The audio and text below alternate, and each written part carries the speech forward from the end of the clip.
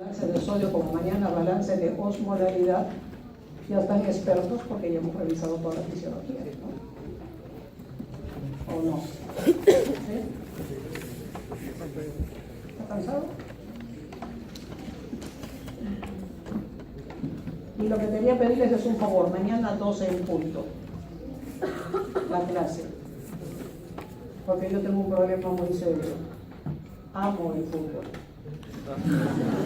Y cruzar ese cerro es un montón de tiempo que toma. Entonces, en una hora podemos dar la clase porque solamente es reguladores, fosforrecepción y efectos hormonales del riñón. Es una clase corta. Entonces, por favor, mañana nos en punto. Yo quiero estar en la final de la Champions, así, en pijama, ¿no? Con algo para beber al costado, que no necesariamente va a ser agua, ¿no?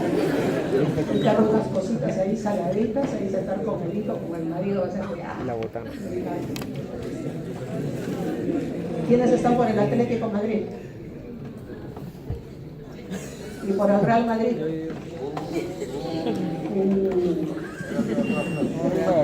Colchoneros, muy bien. La definición de volumen circulante efectivo creo que ya la conocemos, ¿no es cierto? Hemos dicho que es el volumen que perfunde los tejidos y comentamos en la primera clase que no necesariamente van en paralelo el volumen circulante efectivo con el líquido extracelular. O sea, yo puedo tener el volumen de agua extracelular aumentado, ¿no? Puede ser el paciente edematizado, pero el volumen circulante efectivo puede estar disminuido. ¿Cuáles eran esos casos, recuerdan? Insuficiencia cardíaca congestiva, falla de bomba, ¿no? Hay una disminución del gasto cardíaco y por lo tanto hay una disminución del volumen circulante efectivo y esto hace que haya hipoperfusión también en varios órganos y tejidos. Y sin embargo el paciente está edematizado. ¿Por qué? Porque como hay falla de bomba, el retorno venoso se ve impedido porque está yendo el sistema. Y eso lo han visto en cardiología. ¿Cuál era la otra causa?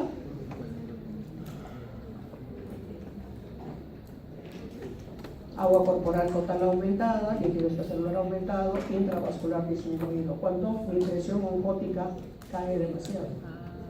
Como los sujetos que pierden proteínas en las heces o pierden proteínas en la orina. El agua va hacia el intersticio generando edema. Uno mide el volumen de agua extracelular, ese sujeto está aumentado, pero su intravascular está contraído, su volumen circulante efectivo. Entonces, el volumen circulante efectivo es el que perfunde en forma eficiente a los tejidos, que habitualmente en estado de salud y de equilibrio va en paralelo con el volumen del gasto cardíaco, con la presión arterial y con el volumen del extracelular. Pero que existen estados patológicos en que hay una disociación entre estos marcadores. ¿Y quiénes son los que regulan el volumen circulante efectivo? Hemos dicho que el volumen circulante efectivo es parte del extracelular y el espacio del extracelular lo determina ¿quién? El osmol efectivo. ¿Quién es ese osmol efectivo? El sodio. ¿Y qué órgano es el que maneja el sodio? Los riñones. ¿Ah? ¿Quién es el que maneja el sodio? Los riñones. El riñón es el único, ¿no es cierto? Es el que dice yo reabsorbo tanto, yo boto tanto, mis sensores han sentido cambios en el sodio, cambios en el agua, me han mandado órdenes, ¿no? Y esos efectores están actuando sobre mí y me están obligando o a retener o a eliminar sodio, ¿de acuerdo? Entonces, el volumen circulante efectivo depende de El sodio. indemnidad de todos nuestros sistemas, como el cardiovascular, como el renal. Segundo lugar, ¿de qué depende? De función renal normal, ¿cierto? De una función renal normal. Eso significaría de que si yo tengo un problema en el nivel de sodio en un paciente, ¿es porque tiene trastornos en el metabolismo del sodio? Le pregunto. Vamos a suponer que yo tengo una persona un paciente me llega a la unidad trauma shock, ¿no? Y me dicen, doctora, venga, valora este paciente porque tiene un sodio en 125.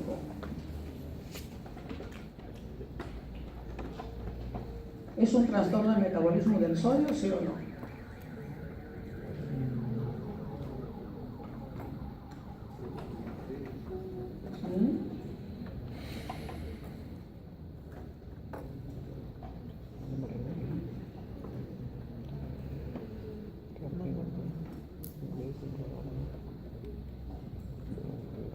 ¿Qué dice?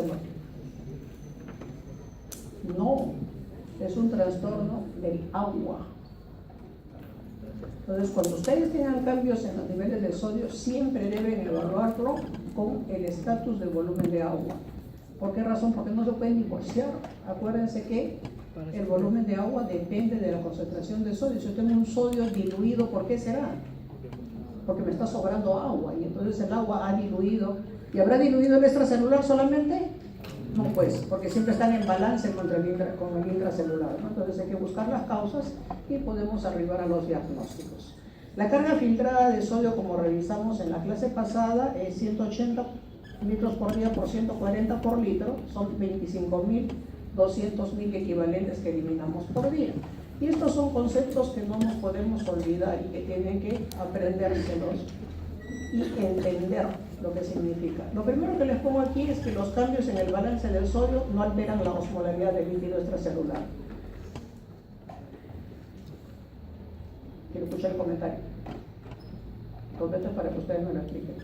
Entonces se supone que a esta altura de la fisiología ya esto lo tienen que saber. Yo les afirmo que los cambios en el balance del sodio no alteran la osmolaridad del líquido extracelular. ¿Por qué? A ver, una mano.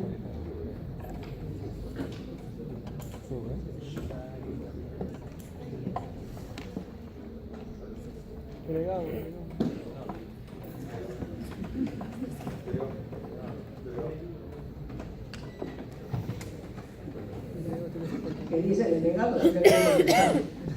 Chicos, ¿por qué dice? Mira, usted está loca, pues, no es así. ¿Ah? A ver, ¿a quién se le prende el foco?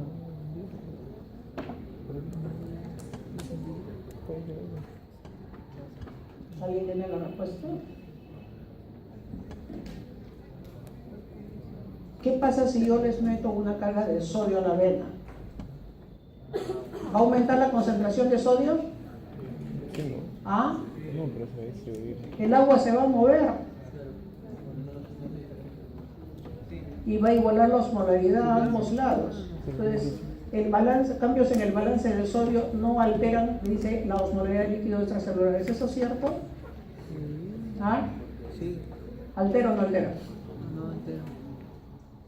Primer punto, por lo menos para lo que están siguiendo y lo que han entendido. Segundo, el volumen de líquido extracelular aumenta de acuerdo a la cantidad de cloruro de sodio que se añade a este espacio. ¿Cierto o no cierto? Cierto. ¿Ah? ¿Por qué? Por el efecto de ser un osmol efectivo. Yo aumento sodio, voy a aumentar el espacio. ¿De acuerdo? Los riñones regulan el volumen de líquido extracelular haciendo ajustes en la excreción de cloruro de sodio, exclusivamente. ¿Seguro?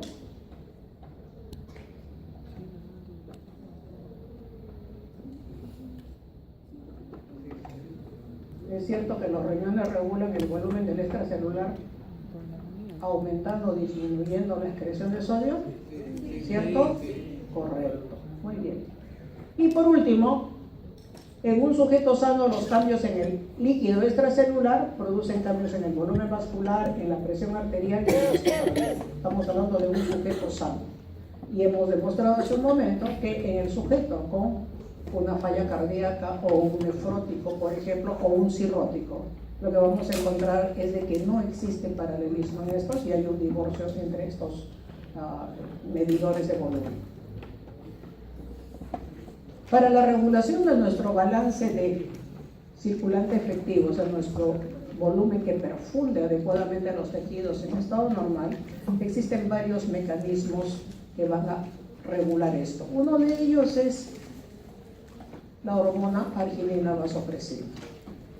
Si yo a un sujeto que tiene 14 litros de extracelular, o sea, un sujeto que tiene 70 kilos de peso, tiene un sodio en 145, anión de 145, y la osmolaridad sérica es de 290 miliosmoles. Si yo puedo añadirle solamente sodio sin agua, y le aumento 145 miliequivalentes de cloruro de sodio, ¿qué es lo que va a pasar? El sujeto tiene 14 litros y el sodio va a subir a 155, al igual que los aniones, y la osmolaridad sube a 310. Inmediatamente que sube la osmolaridad, ¿qué cosa sucede? Se estimula la hormona arginina vasopresina, ¿no es cierto? Y aquí les pongo en respuesta a estos niveles elevados. El riñón lo que retiene es 1 litro de agua y retorna la osmolaridad a lo normal debido a que diluye el sodio. Y de esta manera, retornando el sodio a lo normal, ¿qué cosa es lo que ha conseguido? Aumentar el volumen del extracelular. Lo que hace un momento les decía, que dependiendo de la cantidad de sodio que yo añada al extracelular, puedo modificar el volumen del extracelular. Aumento la carga de sodio, voy a aumentar el volumen. Le meto agua libre a ese sujeto, o sea, agua sin solutos, lo que voy a hacer es diluir el sodio. Pero inmediatamente quien va a entrar en acción es la antidiurética. Si les pongo agua, ¿qué va a pasar con la antidiurética? Se bloquea, ¿no es cierto? Se bloquea y lo que va a hacer el organismo es eliminar el exceso de agua porque va a eliminar una orina hipotónica. En este lado yo le quito, solamente le quito cloruro de sodio, sin agua. Le quito 145 miligramos de cloruro de sodio, entonces tengo mis 14 litros, pero mi sodio ha bajado a 135 y mis aniones también, y la osmolaridad ha caído a 270 miliosmoles por kilo de agua. ¿Qué hace en ese momento la hormona antidiurética? Lo que hace es que la hormona antidiurética se bloquea, no se libera, y lo que va a hacer es el riñón va a excretar 1 litro de agua para retornar la osmolaridad a los valores iniciales, pero a costa de haber disminuido el volumen porque ha eliminado 1 litro de hasta agua extracelular. Entonces, nuestra primera arma de defensa respecto a los cambios que puedan haber en que aumente o disminuya nuestra concentración de sodio es la hormona antidiurética. ¿Cuáles otros mecanismos reguladores tenemos? Lo que se conoce como la curva de natriuresis-presión, que lo deben haber visto en cardiología, supongo. ¿Lo conocen bien para no repetírselos? Pregunto, ¿lo conocen bien? ¿Se acuerdan? ¿Ya dieron examen de cardio? ¿Papelera de reciclaje entonces? Ya se olvidaron. ¿Alguien recuerda la curva de natriuresis-presión en qué consiste? ¿Usted sí? A ver. ¿Cómo? Porque lo he visto en fisiología renal, no porque se pone cardiología. Pobre doctor Ruiz, deben estar abriendo las orejas. A ver, ¿qué cosa es lo que ha revisado? ¿En qué consiste?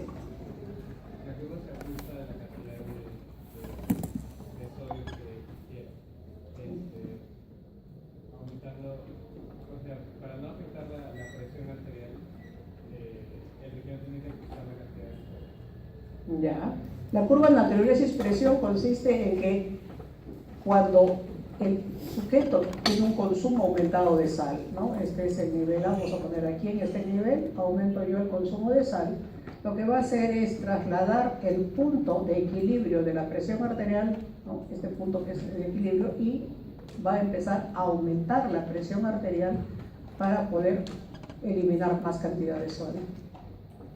Esto sucede en el riñón aislado, pero y también sucede cuando yo agudamente les aumento la carga de sodio. Sin embargo, crónicamente, esta es la curva normal, la curva crónica. Y esto se debe a que en forma constante y mantenida un aumento en la concentración de sodio lo que va a hacer es mover a todos los sistemas neurohumorales para regular la excreción de sodio, y de esa manera nosotros no se nos sube la presión porque comamos más sal. ¿no es cierto? O alguien cuando come sal, se va en chifa, come un montón de salsa de soya, le sube la presión. Nadie. Salvo de que sea hijo de padres hipertensos y sea sal sensible, en cuyo caso pueden haber variaciones en la presión arterial, pero en líneas generales no sucede eso. Y lo que se ha demostrado es cómo aumento yo la excreción de sal frente a estos cambios, cómo me libero de esto. Se ha visto que el flujo plasmático renal, conforme sube la presión, no aumenta, la filtración glomerular también se mantiene y lo que aumenta es solo la excreción de sodio. Entonces, no es porque aumente la filtración glomerular, no aumenta el flujo plasmático renal. Entonces, ¿cómo es que boto yo más sodio en la orina? Y hemos revisado todos los mecanismos de transporte, y hemos revisado sodio, así que ustedes son capaces de explicarme esta curva. Marco.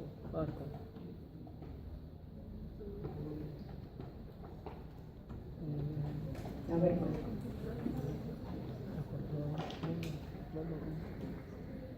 aumento mi carga de sodio y no voy a aumentar la presión arterial si esto es mantenido en el tiempo. Si es agudo puede haber cambios, pero normalmente esto no sucede en el tiempo.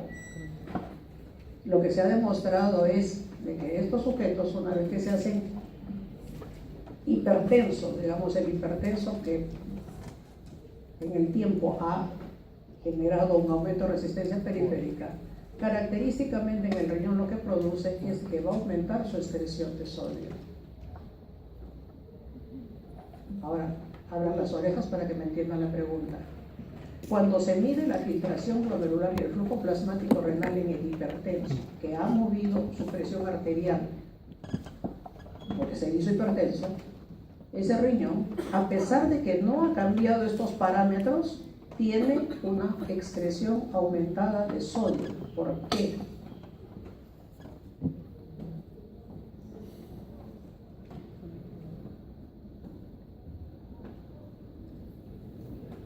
¿Cómo se maneja el sodio en el riñón, chicos? ¿Ah? ¿Se maneja por filtración? Tu concentración. Se tiene que filtrar, pues si no, ¿cómo llega? ¿Se maneja por secreción? No, se maneja por... Ya, entonces, ¿qué cosa pasará para que el hipertenso aumente la excreción de sodio? Disminuye. Ya. ¿Y cómo hace? Pues si tiene la misma carga filtrada y no la ha movido, ¿cómo disminuye la reabsorción? ¿Cuál es el mecanismo? Porque disminuye la reabsorción. Y acuérdense de todos los factores hormonales que hemos revisado en la clase pasada. ¿Ah? ¿Qué está pasando? A ver, ¿quién quiere participar? ¿Cómo? ¿La qué? ¿La lucerona? No. Tampoco. Ahorita ya tibio.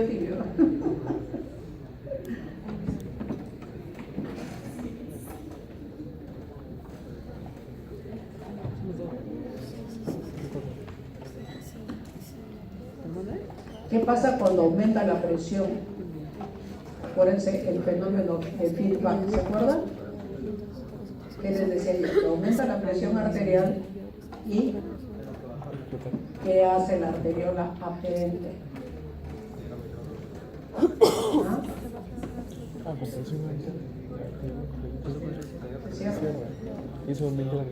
En el momento que se cierra la arteriola aferente como mecanismo de feedback, al igual que por el efecto miogénico para regular filtración y flujo plasmático que no ha aumentado en este hipertenso, ¿cómo está el estrés de flujo sobre la arteriola aferente?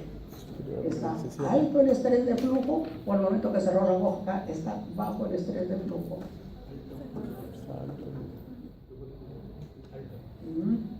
Alto. ¿Y cuando está alto la renina se activa? No. ¿Y si no se activa la renina? ¿Tampoco se activa? Renina, angiotensina, 2 y aldosterona. Entonces no solamente es aldosterona, sino es todo eléctrico. Angiotensina 2, donde aumenta la reabsorción de sodio, tubo contractado proximal y alza de Henle. Y aldosterona, alza de Henle y el conector y colector. Eso hace que el hipertenso tenga esta ventaja. O sea, cuando el sujeto se hace hipertenso, una de las formas en que se defiende es esa. Entonces ya hemos visto cómo se va manteniendo nuestra homeostasis de volumen. La primera es, cambia mi osmolaridad, inmediatamente la antidiurética actúa y va a regular mi volumen. Segundo mecanismo de defensa, aumenta el flujo, ¿no?, del paciente hipertenso. Y el hipertenso empieza a hacer natriuresis por presión, cambia el punto de presión arterial, se traslada a un punto mayor y el sujeto lo que hace es, oigan, me ha aumentado mi volumen, yo lo que tengo es bajarlo. ¿Cómo lo bajo? La única forma de bajarlo es con mis mecanismos de cierre de la arteriola aferente y disminuyendo la reabsorción, y para eso me ayuda el efecto de disminución de la función del eje renina-angiotensina-aldosterona. ¿Y esto está basado en qué? En que cuando yo tengo aumento de la presión arterial, aumenta el líquido extracelular. ¿Ah? ¿Sí o no? Sí. ¿Cuál es el principal mecanismo fisiopatológico de la hipertensión potencial?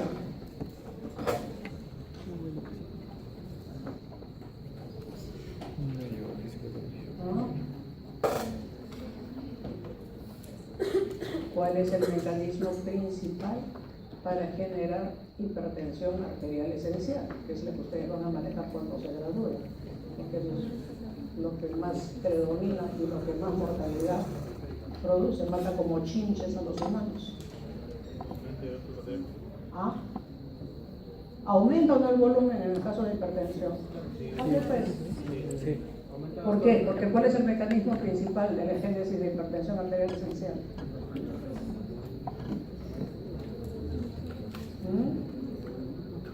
La negativa del riñón de no querer excretar agua y sal.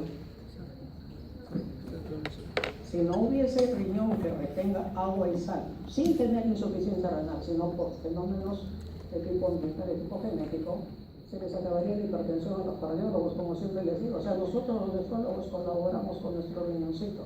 Si no le da la gana de excretar agua y sal, se va a generar dentro de los múltiples otros mecanismos, que este es el más importante. O sea, el hipertenso tiene aumento del volumen circulante efectivo, de su volumen de agua extracelular, contundentemente, sí, con ganas, pues, sí. Y cuando aumenta el líquido extracelular, ¿qué pasa? Aumenta el volumen sanguíneo, aumenta la presión media de llenado circulatorio, aumenta el retorno venoso. Esto es cardiología, así que no necesito, supongo que lo saben muy bien. Aumenta el gasto cardíaco. Cuando aumenta el gasto cardíaco, ¿qué pasa? Aumenta la presión arterial, aumenta la presión. Aumenta el gasto cardíaco y lo que se produce es un aumento de la perfusión tisular, ¿no es cierto? Aumento de la oferta de oxígeno. ¿Y los tejidos quieren oxigenarse más para oxidarse o no? O sea, abren la boca y dicen, más oxígeno, más oxígeno. O dicen, un momentito, ¿sabes qué? Voy a entrar en fenómeno de oxidación, para la mano, yo hasta aquí te aguanto. ¿No es cierto? ¿Qué cosa es lo que hacen? ¿Cuál es ese mecanismo de autorregulación? Se produce vasoconstricción a nivel de todos los vasos de resistencia, incluyendo los capilares. Al producirse esa autorregulación, lo que estamos aumentando son las resistencias periféricas, que puede ser transitorio, pero ¿quién diagnostica hipertensión pues en etapa temprana?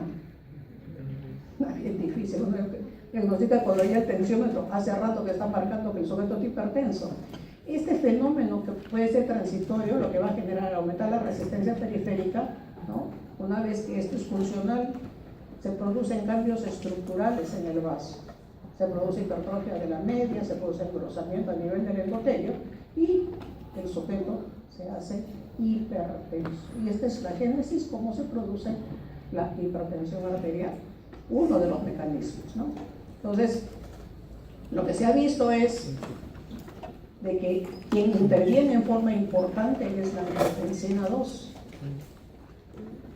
Cuando esta está en exceso, como sucede en hipertensos, por ejemplo, renovasculares, miren la curva que normalmente era así, se convierte en una curva hacia la derecha, o sea que cada vez se necesita aumentar más la presión para eliminar el exceso de volumen, cada vez más, y el sujeto se va haciendo más hipertenso. La demostración, porque siempre para poder hablar de que esto es así tengo que tener la contraparte que demuestre mi teoría. La contraparte está en que cuando yo utilizo un IECA o un BRAT, o sea, un inhibidor de la enzima convertidora de angiotensina o un bloqueador de receptor de angiotensina 2, lo que hago es mover la curva hacia la izquierda y en menos valores de presión arterial puedo manejar mi balance del volumen circulante efectivo. Entonces, aquí demostrado quién es el responsable, quién está detrás de todo esto. Muy bien, entonces, estos son nuestros mecanismos de defensa para poder regular. Pero ¿cómo se ponen en marcha los mecanismos de defensa? Alguien tiene que avisarles, alguien tiene que sentirlos, ¿no? Y esos son estos receptores llamados varoreceptores. Lo que van a determinar es qué cosa, la llenura del sistema vascular. O está flat o está distendido, ¿no es cierto? Y estos varoreceptores, vamos a ver los vasculares, porque en el sistema nervioso central y en el hepático, si bien son importantes, no intervienen en forma importante en la regulación del líquido extracelular. A nivel vascular tenemos dos grupos, los de baja presión cardiopulmonar, que son sitios donde funciona más bien por distensión el estímulo de liberación del simpático y de la hormona antidiurética. Están en la aurícula y la vasculatura pulmonar. Y tenemos los circuitos de alta presión, que también tienen son receptores que van a determinarnos también la llenura o la no llenura o flacidez del sistema, que están en el seno carotídeo, en el arco aórtico y en el aparato yuxtaglomerular, que es manejado a través de lo que conocemos como feedback glomerulotubular, ¿no? Entonces veamos cuáles son las señales implicadas, cuáles son las que regulan el manejo del agua y sodio, porque esto es lo que hemos hecho en clase el día miércoles, esto es lo que ya conocen, así que esto es lo que ustedes ya saben. Entonces cada uno de los voluntarios, de los que siempre contestan, me van a contestar por qué digo que el nervio simpático renal produce todo esto. ¿Quién quiere participar? Nervio simpático, empezamos. El nervio simpático dice que disminuye la filtración glomerular, que aumenta la secreción de renina, que aumenta la resolución de cloruro de sodio dentro del nefrón. ¿Qué hay de cierto?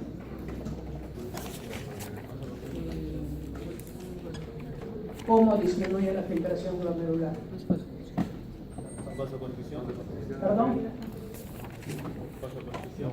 Muy bien, o sea, cuando aumento la actividad disminuye la excreción de agua y sodio debido a que produce vasoconstricción y eso disminuye la carga filtrada, y si disminuye la carga filtrada yo voy a disminuir la excreción de agua y sodio, correcto.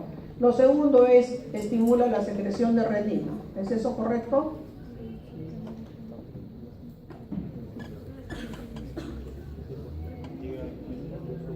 Acuérdense que el simpático, cuando es estimulado, lo que produce es liberación de los gránulos de renina, o sea que eso es correcto. Y la tercera, aumenta la reabsorción de cloruro de sodio en todo el nefrón. ¿Eso les he enseñado, sí o no? Cuando hablamos de inervación simpática en el riñón, dijimos que inervaba a los vasos de resistencia, que eran las cintas lobulares, arteriola aferente, arteriola eferente, estimulaba la liberación de gránulos de renina e invitaba a todo el nefrón a cordialmente reabsorber cloruro de sodio y agua cuando es estimulado. ¿Se acuerdan?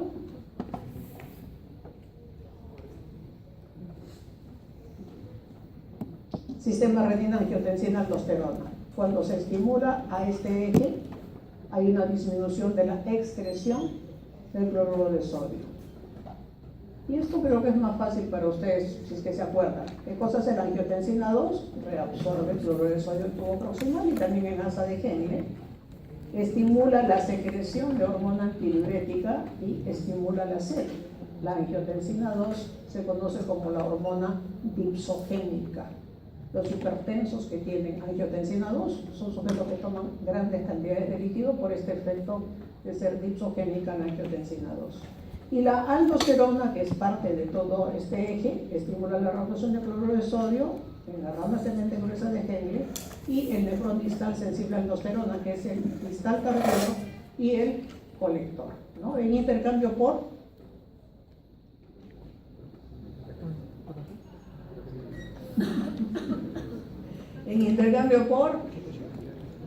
¿con quién se intercambia el sodio? Pues por efecto aldosterona.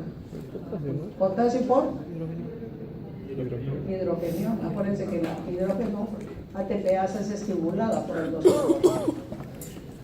Los péptidos natriuréticos, el péptido natriurético atrial se forma en las aurículas por efecto de la distensión, o sea, no solamente producen estimulación del simpático y liberación de hormona antidiurética, sino que además el péptido natriurético atrial, ¿qué efecto tiene?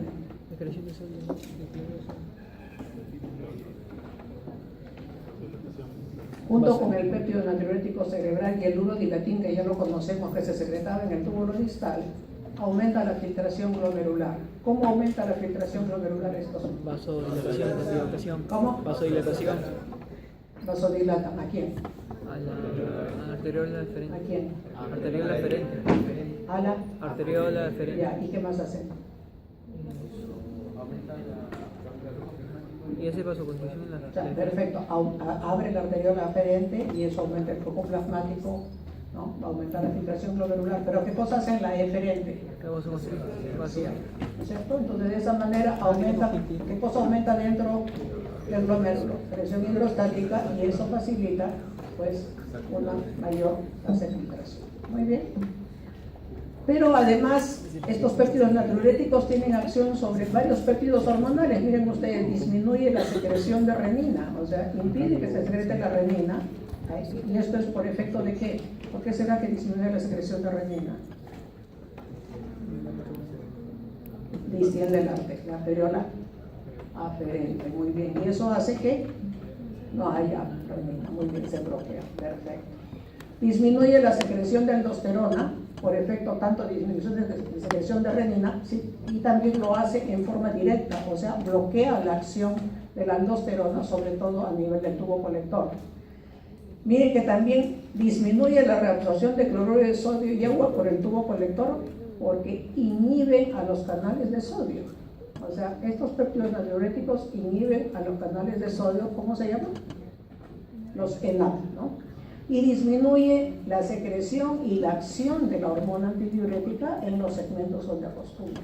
O sea, estos actúan sobre prácticamente todos los péptidos hormonales que tienen que ver con la reabsorción de agua y de sodio.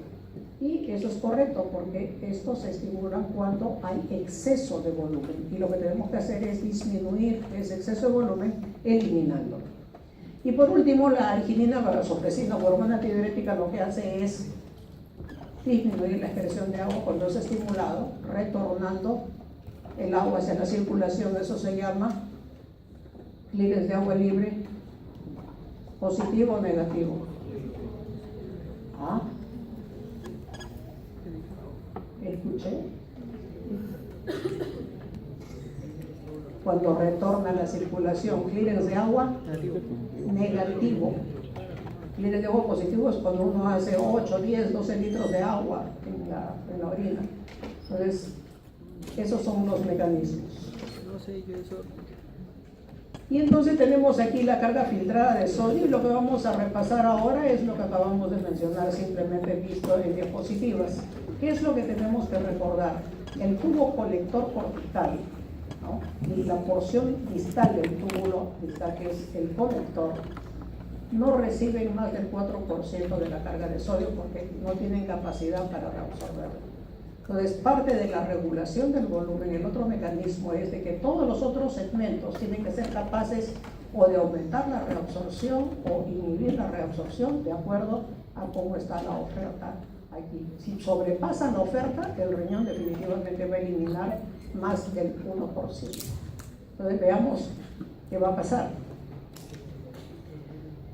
Los mecanismos para poder mantener constante esta oferta al tubo colector, lo primero es la autorregulación de la filtración glomerular. Eso cae por su propio peso, ¿no? Si yo lo que quiero es una cantidad constante de sodio del tubo colector, tengo que mantener constante la carga filtrada. Y para mantener constante la carga filtrada tengo que autorregularlo. ¿Cómo lo autorregulo? A través del feedback glomerulotubular y a través del reflejo miogénico, ¿no es cierto? Segundo, del balance glomerulotubular, que hemos dicho que esto hablamos ayer, el miércoles, sobre las fuerzas de Starling entre el capilar peritubular y el espacio intercelular lateral.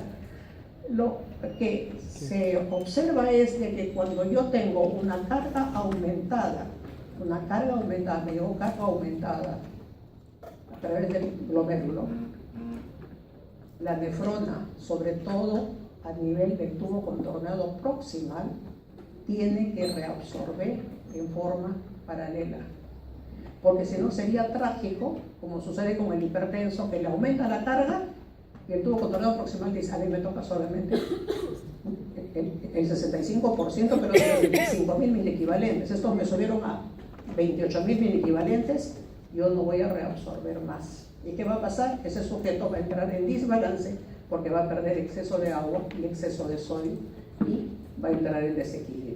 Entonces, es importante que el balance glomerulotubular funcione adecuadamente para mantener esta oferta al tubo conector y al colector. Y por último, la dependencia de carga en el asa de Henle y el túbulo distal. Tanto el asa de Henle como el túbulo distal son capaces de aumentar la reabsorción en los casos que sean necesarios. Entonces, veamos en qué consiste esto. Esto es un esquema clásico de fisiología donde lo que se demuestra es qué pasa con el volumen circulante efectivo cuando aumenta. Vamos a suponer que le pusieron por la vena un montón de solutos, o es un paciente que tiene una sobrecarga de volumen porque ha hecho una alteración en la excreción debido a hipotensión transitoria, o el paciente se ha vuelto hipertenso. Cualquiera de los escenarios hay un aumento del volumen circulante efectivo. Entonces, cuando aumenta el volumen, ¿qué pasa con la actividad simpática? Aumenta y el simpático lo bloqueamos. Diferente a cuando me falta volumen en que yo lo estimulo. Cuando tengo exceso de volumen, el simpático se bloquea. Cuando disminuye la actividad del simpático, lo que se va a producir es en los vasos cómo va a estar la arteriola aferente y eferente, relajados, ¿no? Están en vasorelajación. Y cuando están en vasorelajación, tanto los capilares, la aferente y eferente, y los capilares peritubulares, ¿cómo está la presión hidrostática adentro? ¿Ah? ¿Cómo está? Disminuida, aumentada, ¿no es cierto? Porque está flat el vaso, tiene una mayor capacitancia, mayor volumen, y la presión hidrostática aumenta.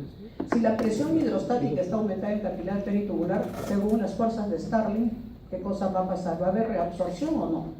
No. Muy bien. O sea, al no haber reabsorción, ¿qué estamos haciendo?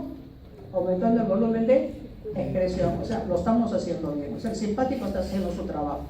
De otro lado, si disminuye la actividad del simpático, ¿cuál es el otro tema?